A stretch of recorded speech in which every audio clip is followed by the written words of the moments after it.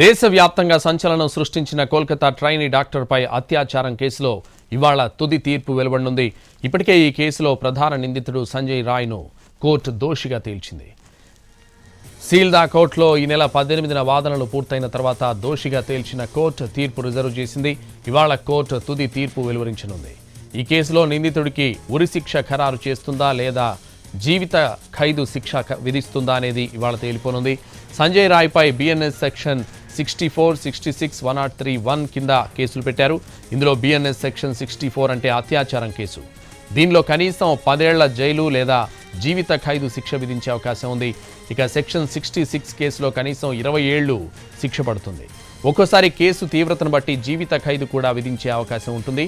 అటు సెక్షన్ 103(1) కింద ఉరిశిక్ష లేదా జీవిత ఖైదు విధించే అవకాశం ఉంది.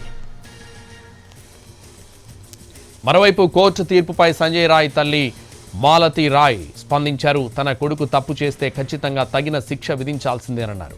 తనకు కూడా 3 కుమార్తెలున్నారని, తన కుమారుడు చేసిన తప్పును ఓ మహిళగా ఎప్పటికీ క్షమించనని చెప్పారు.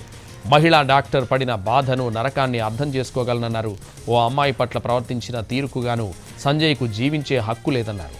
అతడికి మరణశిక్ష విధించినా తమకు ఎటువంటి అభ్యంతరం లేదని చెప్పారు. చనిపోయిన వైద్యురాలు తనకు కూతురుతో సమానమని, కుమార్తెకు ఇటువంటి పరిస్థితి వస్తే ఏ తల్లి ఊరుకోదన్నారు.